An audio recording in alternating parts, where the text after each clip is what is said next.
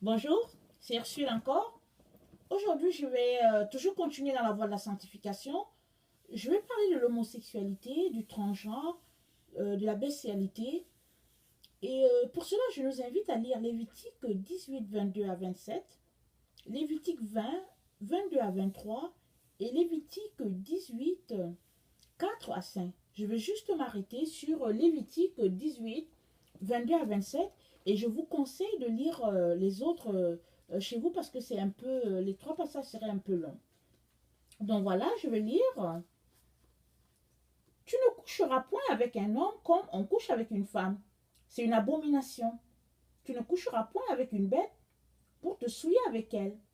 La femme ne s'approchera point d'une bête pour se prostituer à elle. C'est une confusion. Ne vous souillez par Ne vous souillez par aucune de ces choses, car c'est par toutes ces choses que se sont souillées les nations que je vais chasser devant vous. Le pays en a été souillé, je punirai son iniquité, et le pays vomira ses habitants. Vous observerez donc mes lois et mes ordonnances, et vous ne commettrez aucune de ces abominations, ni l'indigène, ni l'étranger qui séjourne au milieu de vous, car ce sont là toutes les abominations qu'ont commises les hommes du pays qui ont été avant vous, et le pays en a été souillé. Donc voilà, ça c'est Lévitique 18, 22 à 27.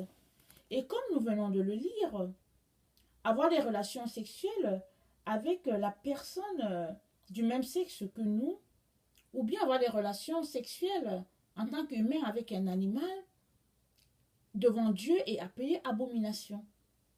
Et c'est un péché. Tout comme une personne qui n'est pas mariée, mais qui a des relations sexuelles avec quelqu'un d'autre. Tout comme deux personnes qui ont décidé d'habiter, de cohabiter sans être mariées légalement. Tout ça devant Dieu, c'est un péché. Comme le mensonge, comme la moquerie, tout ça devant Dieu, ce sont des péchés. Et aujourd'hui, nous allons nous attarder sur ce type de péché-là, l'homosexualité et le transgenre, la bestialité. Peut-être que toi qui m'écoutes, tu es un peu frustré parce que aujourd'hui c'est quelque chose qui est permis dans notre siècle. On le voit un peu partout et même dans nos écoles, on enseigne à nos enfants qu'ils peuvent être nés avec des tendances homosexuelles. De telle sorte que s'il y a quelqu'un qui éprouve de la culpabilité parce qu'il se retrouve là-dedans, il y a des gens, il y a des ressources pour l'aider et pour lui dire que non, c'est correct. Tout est correct, c'est normal, il faut que bon, tu t'habitues à ta nouvelle vie parce que tu es né avec ces tendances-là. On fait tout pour insérer dans la tête de l'enfant que ce type de comportement est un comportement correct. Et, et on excite les autres qui aussi peut-être aimeraient aller dans ce sens-là à ne pas se priver de cette façon de se comporter. Et dans nos écoles, on fait des campagnes de sensibilisation pour informer les uns qu'il y a des homosexuels qui sont là dans la classe, qui sont là dans l'école, et il est important de les respecter. Et bon, à cela, je comprends parce que souvent les homosexuels sont des gens qui sont méprisés, rejetés, souvent même violentés. Je comprends ce type de campagne-là. Et aussi, ils font des campagnes aussi pour encourager les autres qui aimeraient aussi embarquer qui aimeraient embarquer à ce style de vie-là, pour les encourager à ne pas se priver. Parce que, au fait, ça fait partie de leur ADN. Et aujourd'hui, être homosexuel est devenu une mode. Et quand, on, euh, quand on est peut-être sur Facebook, c'est là-bas que les choses se passent. Quand quelqu'un est homosexuel et que bon, il est fatigué de cacher ça, ben, il va à l'extérieur, il annonce ça, et puis bon, tout le monde applaudit. D'ailleurs, les athlètes renommés, il y en a plusieurs qui font ça, qui se comportent comme ça. Les musiciens, tous ceux-là qu'on appelle stars, ils font ça. Et puis nos jeunes voient ça. Et ils se disent, voilà la façon de se fonctionner, voilà la façon de fonctionner. dans la société et ils embarquent là-dedans. Et petit à petit, le phénomène prend de l'ampleur. Et pour nous qui n'approuvons pas cette façon de faire parce que, bon, on a reçu un enseignement autre, parce que Dieu nous a enseigné dans la parole et tout, pour nous, on doit se taire. Parce qu'il y a plusieurs personnes qui sont obligées de, même quand ils voient l'autre dans l'erreur, on nous oblige à nous taire, à ne rien dire. Parce que si on dit quelque chose, on est homophobe. On est toutes sortes de phobes, tout simplement parce que on fait comprendre à l'autre que non, Dieu a créé l'homme pour qu'il ait une relation avec une femme. Il a créé la femme pour qu'elle ait une relation avec un homme, non pas homme entre eux, non pas femme avec femme, non pas homme avec un animal ou bien femme avec un animal. Aujourd'hui, quand on dit ça à quelqu'un, c'est toi qui es mal vu. Et puis c'est l'autre plutôt qui a raison.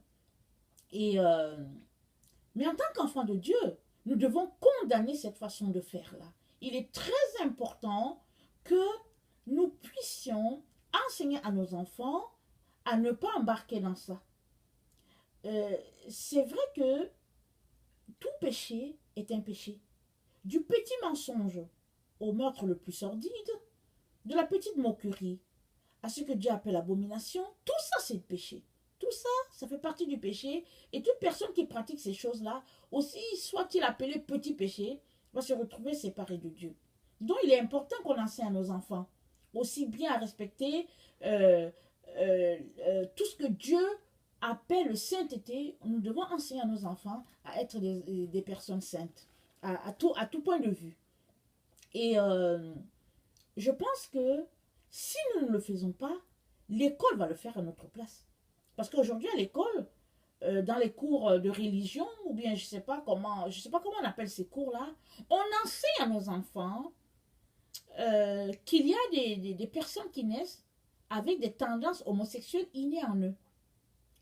Et quand l'enfant était enseigné à la maison, il sait tout simplement que c'est faux. Alors le professeur parle, ça entre d'une oreille, ça sort de l'autre. Mais quand l'enfant n'est pas enseigné à la maison, il s'assoit là, et puis l'ennemi fait tout son travail en lui, en se disant, et si c'était peut-être vrai. Alors moi, je pense qu'il est très important que nous enseignions aussi à nos enfants à connaître la vérité pour leur éviter d'être hypocrites.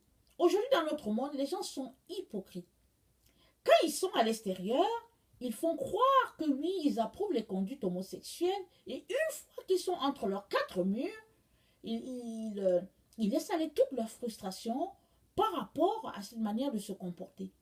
Mais je pense qu'il est très important qu'en tant qu'humain, nous puissions dire à l'autre, non, je t'aime en tant qu'être humain, mais je ne suis pas d'accord avec ce que tu fais. Je condamne ce que tu fais parce que Dieu condamne cela.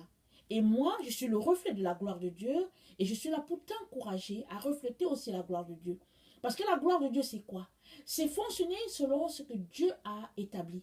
Alors Dieu a établi que l'homme quittera ses parents, il s'attachera à sa femme et les deux deviendront une seule chair.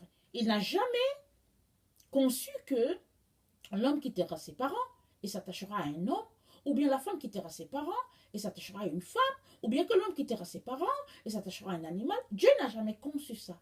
Alors la gloire de Dieu, c'est la façon que Dieu a fait les choses. Essayez de regarder ça un peu comme notre adresse courriel. Vous savez, quand on crée une adresse courriel, tant qu'on n'a pas mis le aérobat, ça ne va pas marcher. Ça ne marche pas. Parce qu'il faut mettre aérobat, il y a une façon de le faire, il faut mettre aérobat et à la fin, il faut mettre, exemple, gmail.com. Il faut ajouter ça pour que ton adresse courriel puisse fonctionner. Alors c'est exactement comme ça avec Dieu. Il faut voir les choses comme ça avec Dieu.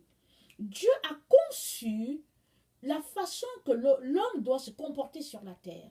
Il lui a donné des directives. Et si toi, tu vas outre ces directives, les choses ne fonctionneront pas. Tu seras séparé de Dieu. Parce que Dieu a mis Adam et Ève sur la terre pour qu'ils puissent jouir de tout ce qu'il a fait pour eux et qu'ils ne soient jamais séparés parce que de toutes les manières, Dieu venait les voir dans les jardins, il les visitait, ils étaient connectés jusqu'à ce que le péché vienne se hisser entre eux et puis les séparer. Alors il est important que nous puissions marcher selon ce que Dieu a conçu pour être toujours dans la présence de Dieu et ne jamais être séparé avec lui. Et toi, peut-être qu'il se retrouve dans cette situation d'homosexualité, j'aimerais te dire que tu n'es pas le seul qui pêche. Moi-même qui te parle, je me retrouve souvent dans des situations de péché. Mais chaque jour quand je me lève avec la pensée que je ne veux pas pécher aujourd'hui. Et ce qui m'aide, c'est le fait que je prends ma Bible et j'entre dans la présence de Dieu. Je lis la Bible, je prie, je reste connecté à Dieu et je lui demande de m'aider à ne pas tomber dans la chair, à ne pas chérir la chair et ses désirs. Je fais tout pour crucifier la chair, pour ne pas marcher selon les désirs de ce que mon corps aimerait, mais de marcher selon ce que l'Esprit de Dieu aimerait. Toi aussi, tu peux faire ça. Tu peux donner ta vie à Jésus et choisir de marcher comme ça. Parce que ce n'est que ceux qui fonctionnent comme ça qui pourront un jour voir la face du Père. Parce que Dieu a conçu ça comme ça. C'est comme je viens de te l'expliquer avec cette affaire de courriel. C'est comme ça que Dieu a fait. Et puis Dieu aimerait que nous puissions nous comporter comme ça. Si tu es parent, par exemple, je suis sûre que tu n'aimes pas quand ton enfant te désobéit. Moi, en tout cas, je suis parent, j'aime pas beaucoup ça. Quand je parle à l'enfant, j'aimerais qu'il obéisse tout de suite. Mais vous savez que de nos jours, c'est pas tellement ça. Et il faut un peu la patience, il faut un peu la patience. À un moment donné, si l'enfant persiste dans sa voie, je lui donne une conséquence pour lui montrer que ce n'est pas comme ça que ça fonctionne. Et Dieu, c'est pareil avec nous. Nous sommes ses enfants et Dieu nous dit, ne vous comportez pas comme ça va vous conduire loin de moi. Et j'aimerais aussi vous rappeler qu'il y a à peu près 30 ans, on ne voyait pas ce type de comportement-là qu'on a aujourd'hui. Parce qu'aujourd'hui, le mal est valorisé. Et le bien est plutôt cloué. Quand quelqu'un fait du bien, ben, on le regarde d'un mauvais œil. Et c'est le mal qu'on élève et puis qu'on chérit. Et j'aimerais pour cela nous inviter à lire Ésaïe 5 de 20 à 21. Je vais lire. Ça dit ceci. Malheur à ceux qui appellent le mal bien et le bien mal, qui changent les ténèbres en lumière et la lumière en ténèbres, qui changent l'amertume en douceur et la douceur en amertume. Malheur à ceux qui sont sages à leurs yeux et qui se croient intelligents. Donc aujourd'hui, notre siècle est comme ça. Le mal est vu comme bien et le bien est vu comme mal. Et puis c'est valorisé. Quand on ouvre la télévision, c'est tout ce qui est véhiculé. On ouvre la radio. Vraiment, les gens se mettent à rire de ce pourquoi. Ils se mettent à rire sur quelque chose sur lequel on ne peut pas rire. Les gens rient aujourd'hui sur des choses. Il y a 30 ans, on se cachait, on ne pouvait même pas mentionner cela. Parce que tellement c'était sale. Mais aujourd'hui, c'est comme c'est pris de façon vulgaire. Tellement le mal a fait son chemin au milieu de nous. Et si nous n'enseignons pas nos enfants, nous allons continuer dans cette voie-là. Et les enfants vont prendre une façon de vivre comme si c'était de la mode, alors que Dieu dit que ça c'est de l'abomination. D'ailleurs, j'aimerais nous inviter à lire Malachie 2, 17, ça dit ceci, je vais lire. Vous fatiguez l'Éternel par vos paroles. Et vous dites, en quoi l'avons-nous fatigué? C'est en disant, quiconque fait le mal est bon aux yeux de l'Éternel, et c'est en lui qu'il prend plaisir. Ou bien, ou le Dieu de la justice. Vous voyez, le mal a fait son chemin, de telle sorte qu'aujourd'hui, l'offense n'est plus offense. Aujourd'hui, le mal n'est plus mal. Et même, on dit que non, Dieu aime ça. Quand quelque chose est mal, on dit que Dieu aime ça. Pourquoi? Pourquoi en sommes-nous là? C'est tout simplement parce que Dieu n'est plus d'actualité. On l'a fait sortir de nos églises, on l'a fait sortir de nos écoles, on l'a fait sortir de partout. Aujourd'hui, les gens ne veulent même pas entendre parler de Dieu. Mais ce qui est assez paradoxal, c'est que quand il y a mort, on conduit toujours les gens pour leur dernier repos à l'église. Quand bien on sait que la personne n'a pas vécu selon Dieu, on conduit cette personne-là à l'église. Qu'est-ce que ça nous envoie comme signe? Ça nous envoie comme signe que nous sommes attachés à Dieu, malgré le fait que on ne veut pas de lui. Il y a quelque chose en nous qui nous attache à ce Dieu-là. Alors il est important que de notre vivant, nous puissions marcher selon ses principes, selon ses voies, afin qu'un jour, on puisse voir celui-là qui nous a créés, celui-là qui nous a donné le souffle de vie, qu'on puisse vivre dans sa présence.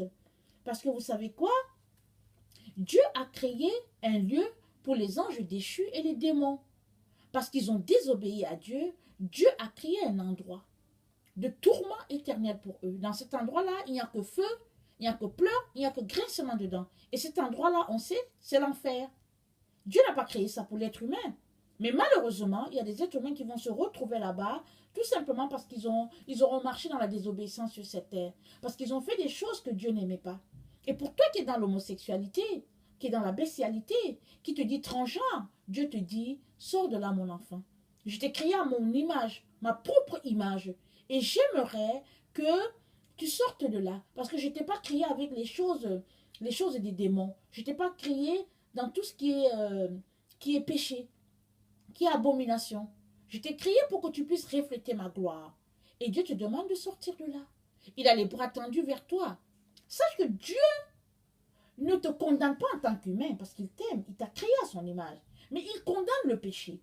Et ce péché, que ce soit un petit mensonge, que ce soit l'adultère, que ce soit l'homosexualité, Dieu condamne tout cela. Et il invite tous ses enfants à sortir de là.